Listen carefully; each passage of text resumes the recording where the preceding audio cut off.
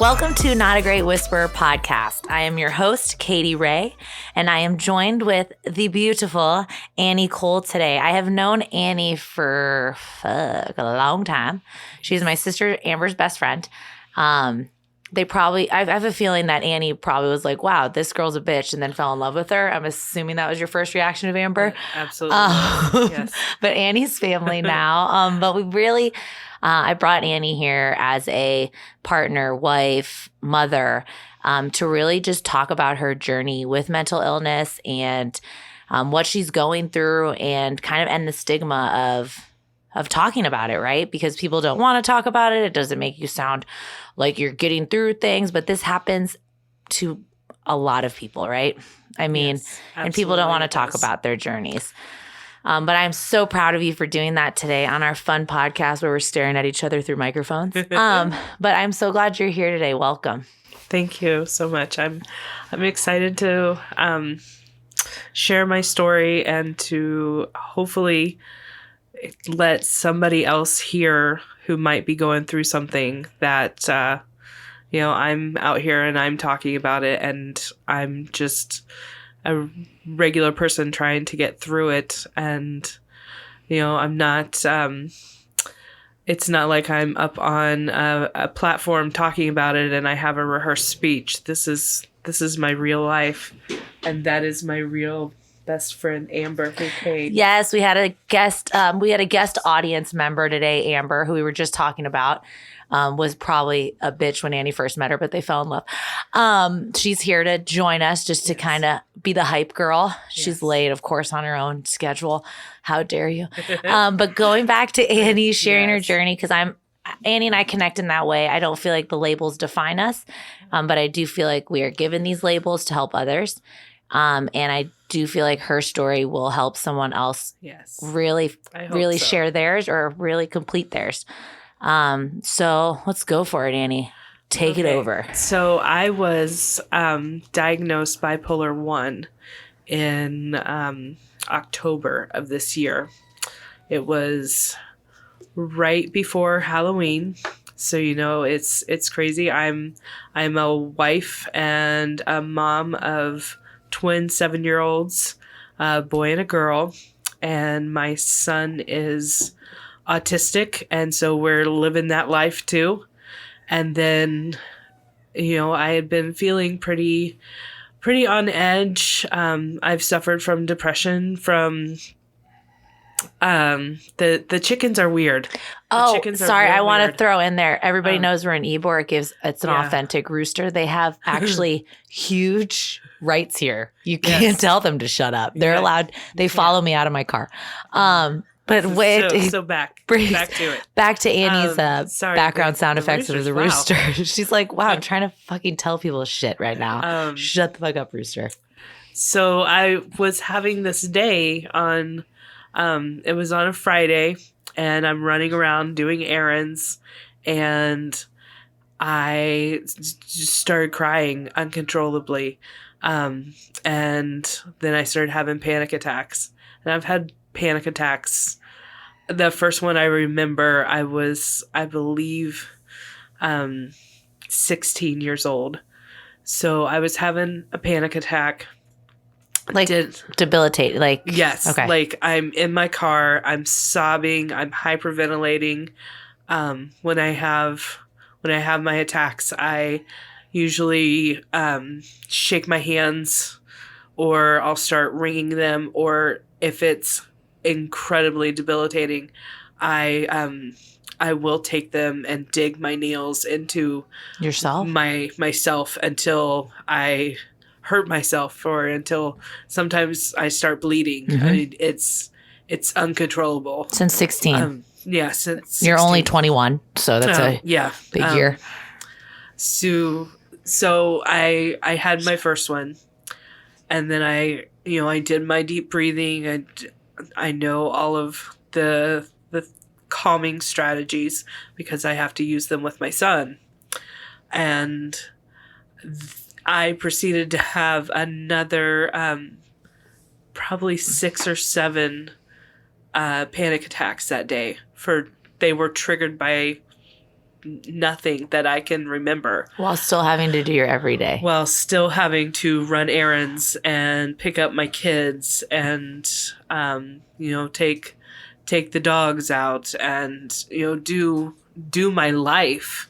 I had this thing that I didn't understand what was going on with me. And I didn't have a doctor or a therapist to tell me what was wrong. So I talked to my wife, Sarah, who's just fucking amazing. And yeah, she is. Yes, she definitely is. And so we talked about it, and in the midst of talking about it, I had another panic attack.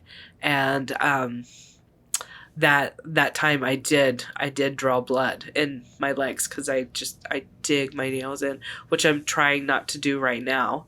It makes me really uncomfortable to talk about this, which I'm sure anybody else who is dealing with it. When you talked to Sarah about it is when you did it again because you were talking about it. Because I was talking about it. I get it. So we decided that we would give it the weekend. Maybe it was just a bad day. I do take medicine for panic attacks. I take Xanax for it. And it's not a party Xanax. It really is to help calm myself. But I was speeding through those Xanax that day because the adrenaline in my body was just rushing through. So fast forward to Monday, I get up, get my kids up, get them ready for school. I've had a shitty weekend. Up and down. I feel so sad, like I don't want to go on. And then I feel elated, like everything in the world is great. And I don't know why I was ever sad. So the feeling is extreme. So it's like extreme. That's what bipolar 1 is. It's very, very high manic phase and it's very, very low depressive phases. And then you have your normal. Not normal. I hate that word normal. Me too. Neutral. Neutral is what I like to call it, which is where I'm at right now. So I'm not swinging too high or too low. I'm just kind of in neutral. Floating there. Yeah. So Monday morning, Sarah gets up, goes to work, kids get off to school, and I've decided that I need to go to the hospital, that something is wrong.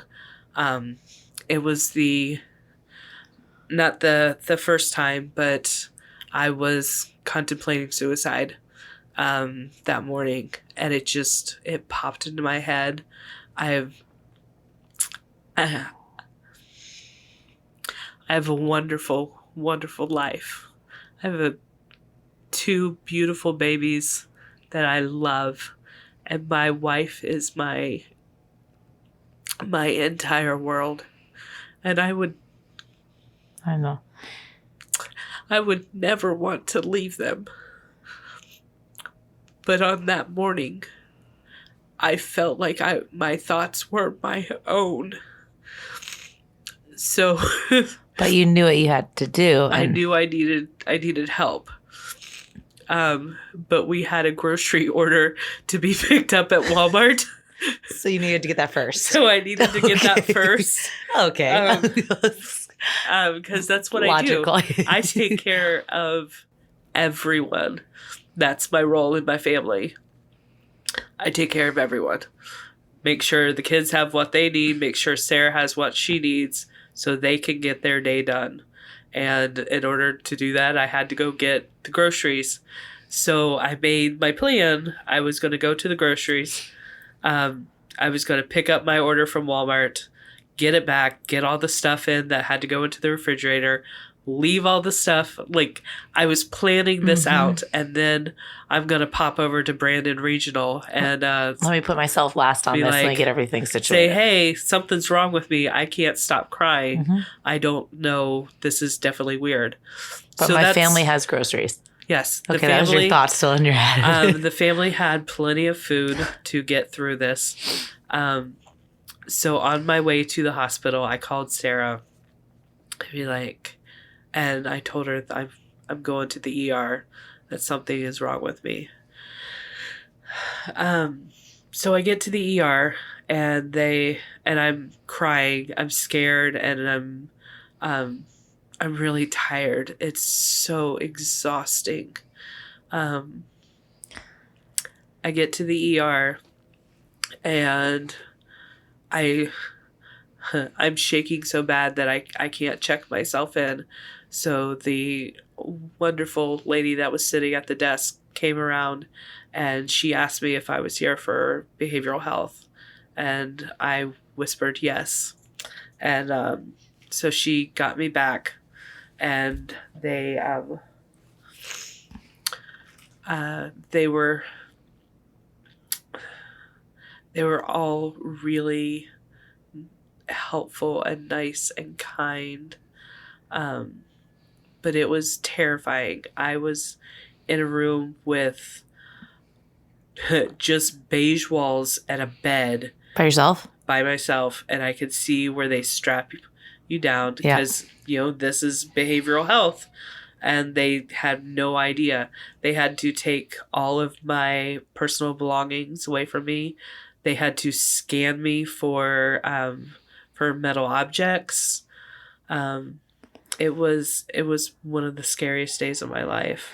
They didn't strap you in, did they? No. Okay, because you didn't come in like wailing or doing something that was like you weren't in a panic attack. I wasn't in an immediate an immediate phase that I was gonna hurt myself or hurt someone else.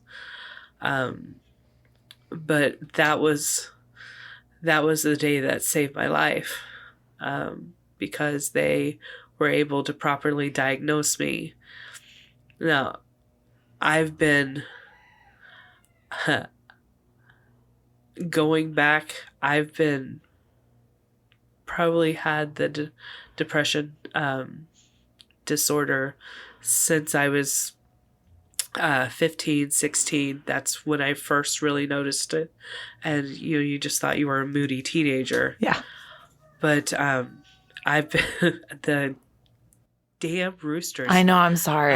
No, it's okay. It's so weird. They're protected. Yeah. Excuse me. So yeah, I love you, Amber. They're protected class. Sorry. So go on.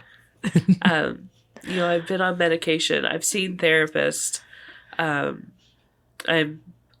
39 years old, so let's do that math from 15 to 39, and seen multiple therapists, multiple doctors, and looking back, I've had those highs and lows the entire time. I've offhanded mentioned that I was manic depressive, which is what they used to call bipolar 1. Made the joke, I think I'm manic depressive because I'm so high and low. I spent the day deciding I was going to paint the entire house. And then at night, I was so sad that I cried and ate my ice cream and popcorn and just watched Terms of Endearment. And why would I do that? There's nothing wrong with me. I'm not sad. Yeah. But that's what I'm going to do. I think that's a good thing to tell people, you can go through this and still love your life. Exactly. And it's hard for you to differentiate that because you take care of everyone and you love it, but you're getting these feelings that you don't understand are coming in really, really strong, and people don't realize it's not your fault. You can still love your life. You love your kids, you love Sarah. That can still happen. But you knew something was always this is weird. Something was wrong. But no one, I feel like the doctors and the therapists, they were treating the immediate depression, but nobody would take a deeper look. And I always felt there was something more, but I didn't know the questions to ask. I didn't know. Or you would be the doctor. Yeah. I just didn't know, or I would have. And same goes for, when I was a kid, My mom didn't know, or she would have asked those questions. My first panic attack was in front of my mom, and she didn't know what to do with me. I was at the floor of the bathroom crying because I didn't want to go to color guard practice. And that sounds like a temper tantrum, but I was crying so hard I was about to throw up. And, I kept slamming my hands into the shower, into the tile. And, that's that's not something that normally happens. But she just didn't know, because mental health was not People don't talk about it. talked about in the 90s, and it's we're getting better, but it's still not where it needs to be. There's still so much stigma around it. And there's so much more outside effects, especially for the age you were at having your first panic attacks, where you see a 16-year-old and it's even intensified maybe more because of social media or technology or something where, parents aren't talking about it enough because they don't want to tell the other parent, this is what's happening in my day to day. And they're like, judgment. And you're like, really? You're trying to get your daughter help. But I mean, your mom came in. Is she still here with the kiddos? Mom, no, she had to go home last weekend, but she did come in. So That had to be she's still in Ohio? Yeah, she's in Ohio now. So to get that call from Sarah, right? Yes. That you were, and it's like as a mom, because you're in that mode for 7 years as a mom, to get that call, like your daughter's there and you're just like, shit, I was like, what could I do to help, That has to be hard. So, yes, it was, I'm sure, very hard for her. So that first time I went to the ER, I was not hospitalized. They kept you just overnight? No, they didn't keep me at all. They gave me some mood stabilizers, and they sent me home. So they checked you in, did all of that into that room. Yeah. And then that day you were sent home with a new prescription? Yes.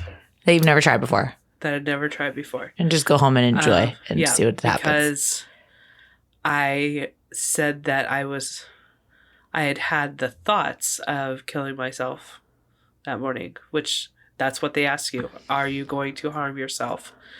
And I had calmed down. So I obviously said, no, I'm not going to harm myself. So they sent me home with prescriptions. And then I had a follow-up 2 days later with the psychiatrist that I saw in the hospital. But being so high and low, were you at your neutral stage then when you said you're not going to harm yourself?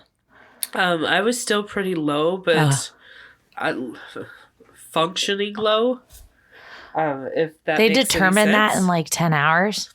No, they determined that in about 20 minutes. Really? Yeah, I was with the doctor for maybe 5-10 minutes. He asked a few questions, and then the nurse came in and out. But yeah, I was out of the ER within an hour. Like a routine flu checkup? Yep. Oh, okay. Absolutely. That's fine. So enjoy going back to your normal routine. Goodbye. Yeah. But you have to sign yourself out, right? Yeah. Like a normal okay. Discharge or whatever. Discharge, yes. So then over the next few weeks, I see the psychiatrist. I've started seeing the therapist.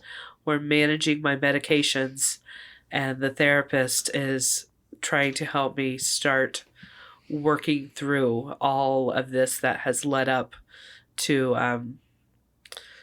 my nervous breakdown, which is exactly what I was having. It was about maybe 5 weeks or so. I decided to stay home for Thanksgiving and not travel with my wife and kids to go see family. And I thought I was fine. I had Amber checking in on me every day, calling me every day, or texting me, because only psychopaths call people. I hate talking on the phone. Okay, really do. note to self, don't call Annie later. No, don't call me. I want to text you. I love that Amber is like heaving, laughing, and being quiet at it. That's totally something I would say. Do not call Annie and check it. Don't Please call me. just text. Just text. Just send a text if you care. Just send a text. It's greeting cards we send out. Just send a text if you care. Yeah, just send a text. So you felt good at that break. I haven't felt good. I felt up and down and just constantly. You just thought you were okay. Yeah. But we were managing the medications, and there's no one set of medications, because you have to deal with your body chemistry and you have to deal with how you're going to react to the medications. So, I see the psychiatrist every couple weeks, and I'm trying not to. That one rooster was just murdered, so I just want you to know. Gutted, basically. But don't worry, let's get back to mental illness. Go on. Mental illness and goddamn roosters. I hope this hasn't made it more lighter in here for you. Yeah. But you know what? That's kind of what it is, because it's some really heavy shit. And then you have roosters. And then you just start talking. Just fucking text me too. Don't just text call. Me. Then you have roosters and you just start laughing for no reason. Which is important. Laughter is key. Yes. So I don't even remember. Oh, we were I'm sorry, I got thrown off by the dead rooster outside. On Thanksgiving when you were you felt okay. So when they came home. Okay. They came home, and from being completely by myself the entire week. And then now my wife and kids are back, and I felt like the house was closing in on me. It was really overwhelming. I use that word a lot. I get very overwhelmed. And within a day and a half, I knew, like, I felt it coming. If I didn't get some immediate help, something bad was going to happen to me. I was going to do something to myself. So I went to the psychiatrist again, and told them that I was feeling really out of control, that I was again contemplating suicide, and I had a plan for what I was going to do. And I'm sorry, I don't want to share that part, but I had a plan. I had means to do it, and I was giving it serious thought. So they decided to admit me, and it was a voluntary admission. It's called the Baker Act, which is a voluntary 72 hours in the behavioral health unit. So you still have to voluntarily go, even if they hear you say that. You still have to be willing, right, as a patient? Yes, because I wasn't out of control to the point that I was hurting someone else, because I was of a mind to know that I was going to that I could possibly hurt myself. Then I chose to go to the doctor that day and tell them that I felt out of control. But if you said you didn't want to go in, you didn't have to, right? Which I feel like is scary to me. Because you were sound to go into the doctor and say that, but there still has to be that like one extra step where you have to sign yourself in, right? Because I had said that I was thinking about hurting myself, they could let me leave. Oh, okay, so you still So there was under a safety supervision. there. Okay. They couldn't let me leave, but it was ultimately my choice to go to the hospital. And again, they had to take all of my personal belongings. They had to scan me through. They had to scan me with the wand, make sure I wasn't carrying any blades or anything into the hospital. Because you just never know. Basically jail. Yeah. That's what it felt like. It's the only experience I could bring to the table, Annie, for that part. Yeah. Well, that's all I got. You know what? It actually did kind of feel like that. And my only experience is Orange is the New Black. So I totally get where you're coming from. So I understand your experience and you understand my experience. Yep, we got it. Okay, go on. So we're having a moment here. But yeah, they don't, you don't get locked into a room or anything that you see on the shows. The unit I was on had, most people were there voluntarily. They had some involuntary, you know what I mean? Yeah. They had some there that were not there of their own. Yeah, of course. Yeah. Were you in a room by yourself again? No, I was in a room. I had a roommate. And I am so thankful that I had her there. Because that first day. Scary shit. It was incredibly scary. Because they tell you everything that you're supposed to do and everything that you're not allowed to do. They tell you when to eat. And you're usually the one in control and setting everybody's schedule. You have to go to groups. If you want to be able to leave, you have to go to their group sessions. And, you know, there's so many different personalities there. There were fights. There were, you know, like constant people talking shit about each other. But then there was people, there were people that were so incredibly kind and were just all about we're all in here for the same reason. We're all trying to get better. We all have something wrong that we're trying to help heal. And your roommate was one of those people. Yes. And I was ready to check myself out the first day. I was like, this is some bullshit. I'm going home. Mm-hmm. I don't need to be here. I 100% needed to be there. I needed to have all of my choices kind of taken away from me. And I had to be kind of stripped down mentally to see how bad I was doing, how bad I had gotten, because I still in the back of my mind thought that this wasn't really anything. It's not a big deal, because that's part of the bipolar, is you tell yourself that it's not real.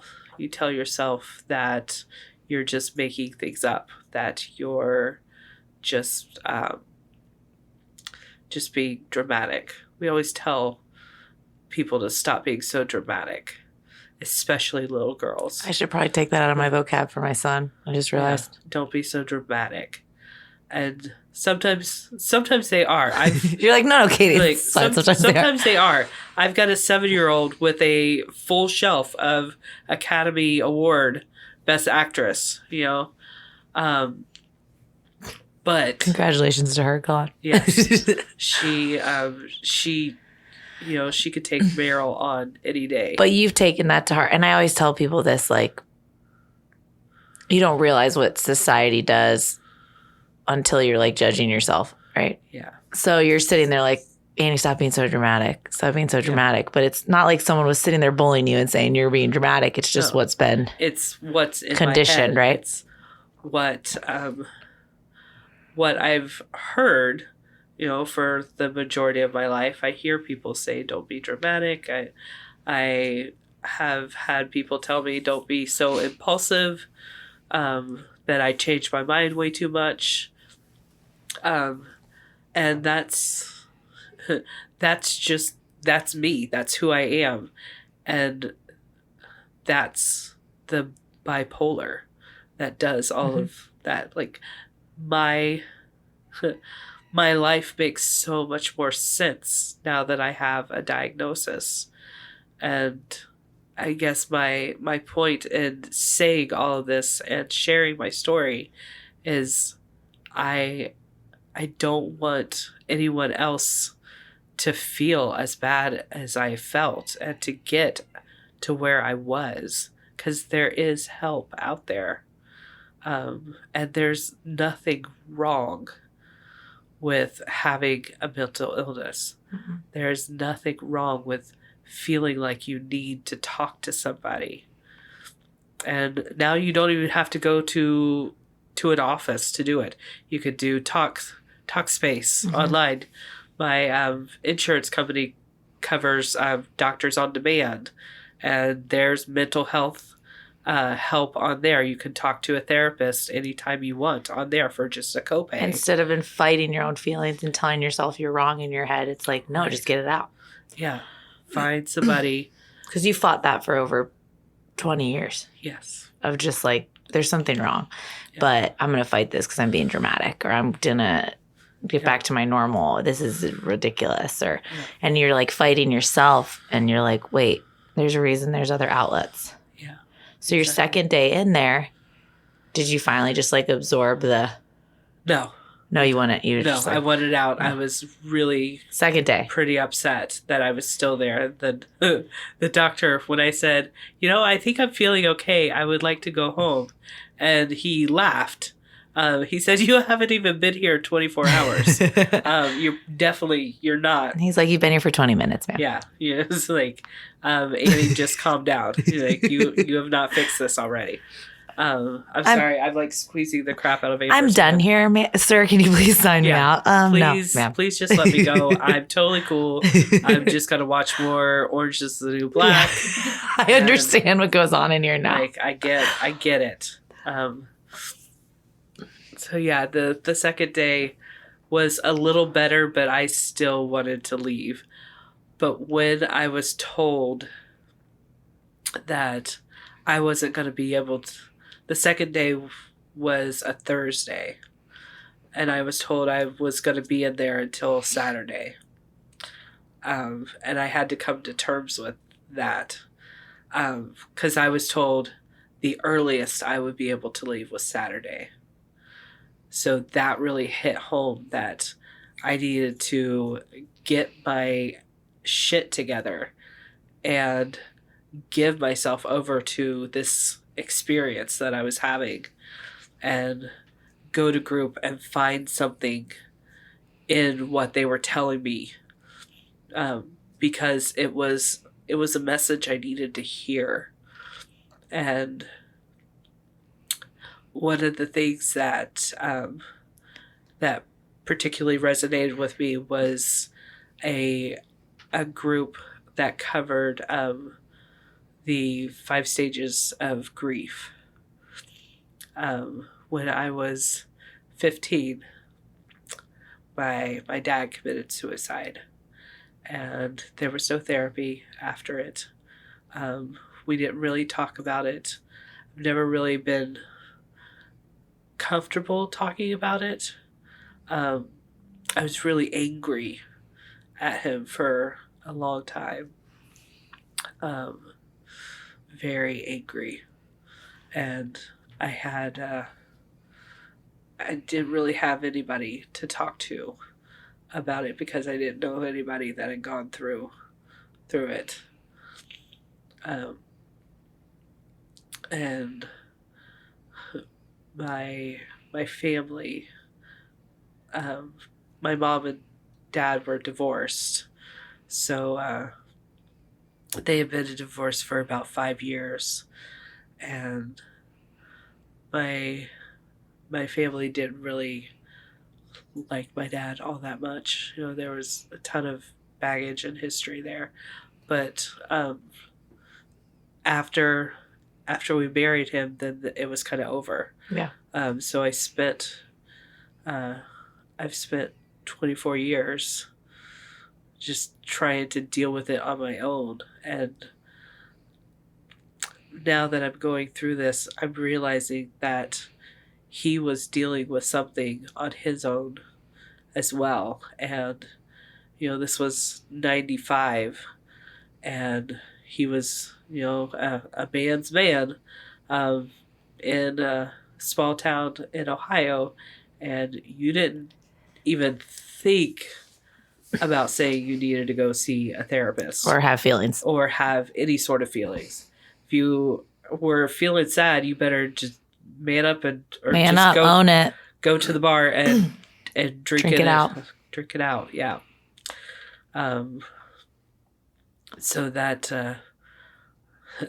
the majority of what I'm working on, to try and find the compassion for him. Well, you went through an angry stage for 24 years. Yeah. Where now you're put in a place where you're in like a understanding stage, not to the point of any 15-year-old should go through that, but more of, wow, he was trying to manage something that I'm trying to manage right now. Yeah. Right? Exactly. And that's crazy to me because, 24 years later of you maintaining a normal routine and managing and getting recentered after a panic attack that's debilitating. Damn, you're strong for 24 years of that. But finally realizing there is support out there, and not only am I going to go through this, but I'm also going to help people. Yeah. And at the end of the day, it sucks being angry for 24 years, but what you're going through now and finally realizing it wasn't about you, what happened with your dad. Yeah. Because you know that with Sarah and the kids, like, hey, this isn't about you guys. No, like, this is me. It's like an out of body experience, right? Right. Yeah. You're just like, shit. Shit. Yeah. What am I doing floating, looking at myself right now? Yeah. I just think you're amazing. Thank you got out of there, what was your goodbye to your roommate? We hugged and we cried, and I made sure that we exchanged numbers. And then that's kind of a story in itself. I told her that she was going to be there for another couple days, and I told her I would call her.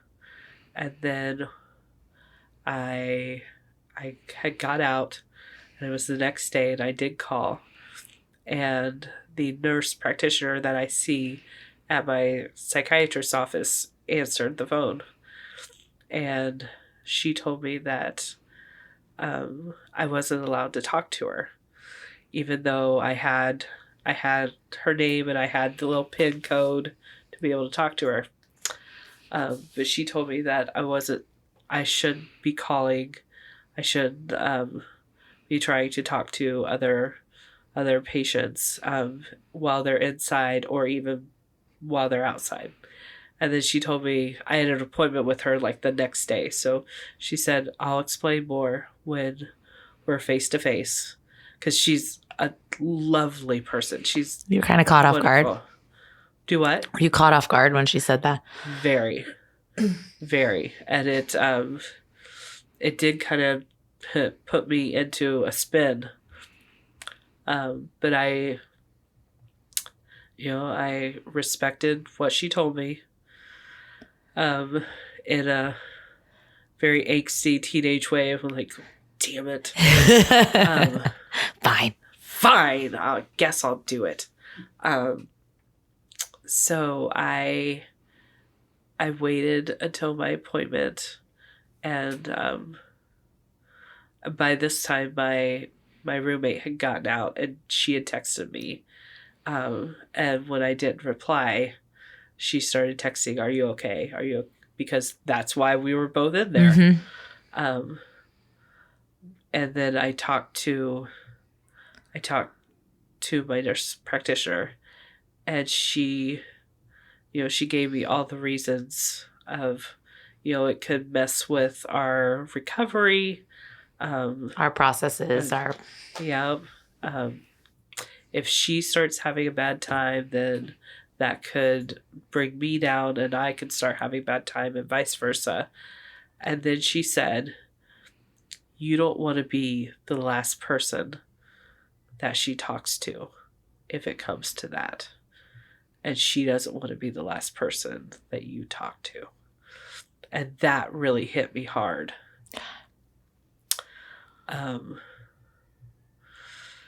That is, I get the perspective, but shit. Yeah. But I don't know how to respond to that. I know. Welcome to the podcast where we don't talk. We'll just sit here in silence and look at each other through the mic. Wow. I gave it a couple days, talked about it with Sarah, and really did some soul searching on it.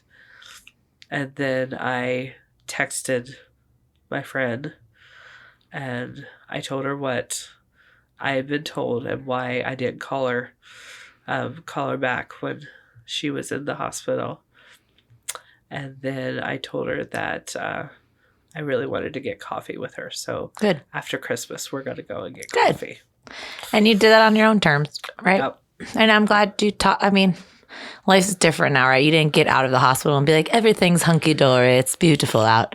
But you know what you're going to have to go through. You've kind of laid out your own plan in your head, right? And every day is not going to be fucking rainbows and unicorns, right? Right. Exactly. But just on top of being a mom and a wife in general in life and a woman, you have all those outside stresses. But what's like the one thing you want to tell people going through this right now?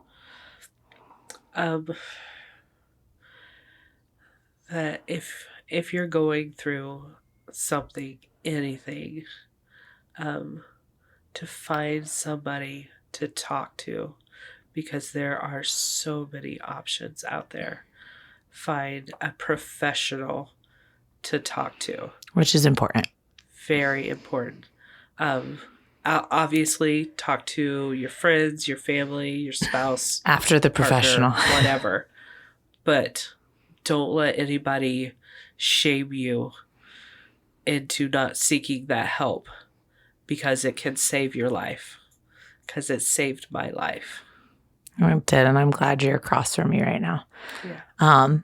And that ordinary people are going through this every day. Absolutely. And you can be happy with your life and still go through a struggle. Absolutely. The internal struggle, right? And you're an amazing mama. Thank you. And wife. Hashtag Sarah and the kids. Yes. Hashtag blessed.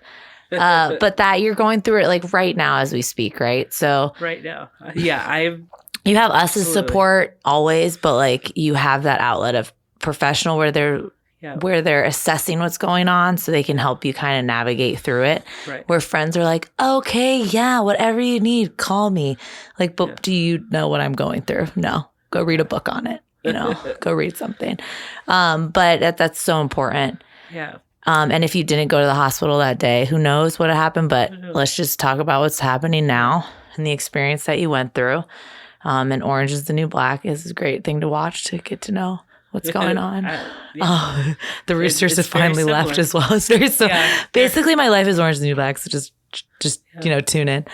But for, like, what do you feel today sharing it?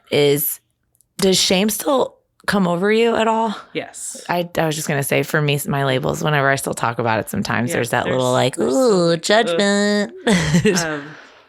Especially because my wife has a very high profile job.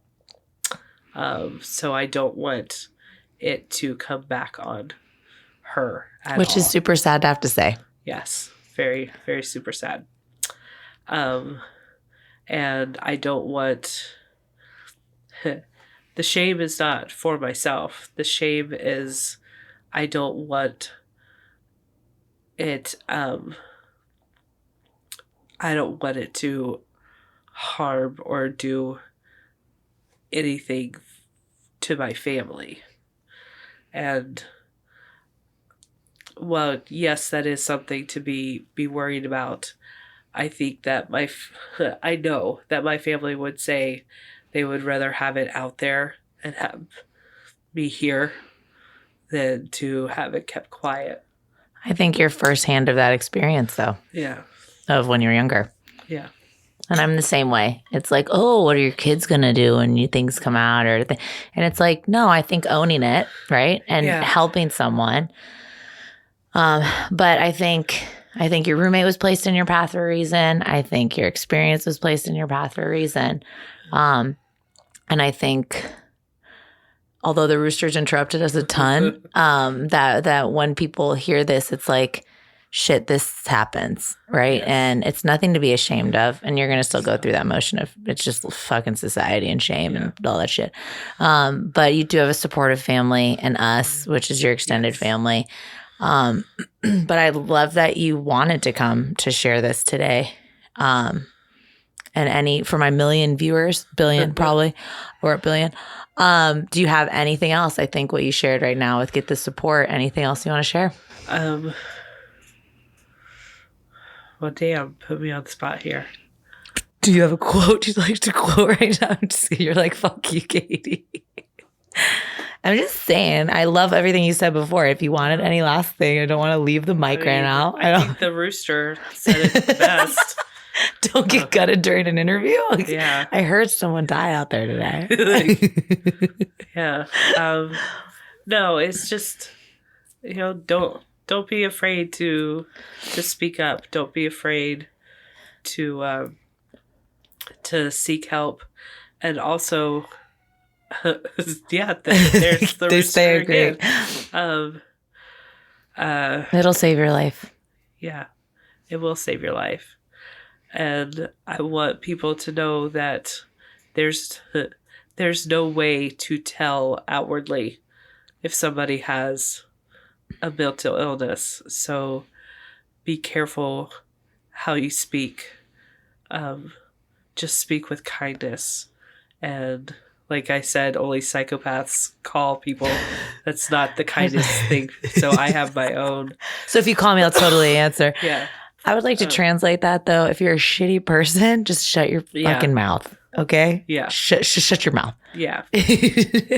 Yeah, that's the Katy Ray translation for that. Just shut your mouth. I love it. I love that you're here. Amber, thanks for making a guest appearance. Yeah. Silent laughter in the back.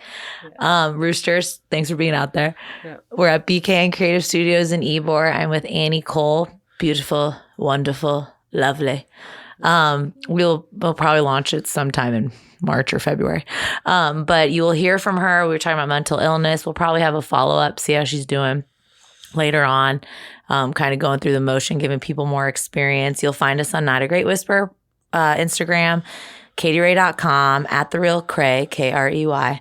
And Annie, thanks for joining. I love you. I hope it got a little bit more relaxed after a while. It did. Good. I was feeling very nervous at first, but I told you, why don't you just just bring a mic everywhere now and just talk to people. Absolutely. Thanks for joining us. You'll hear Morty's music when we end this episode. Peace.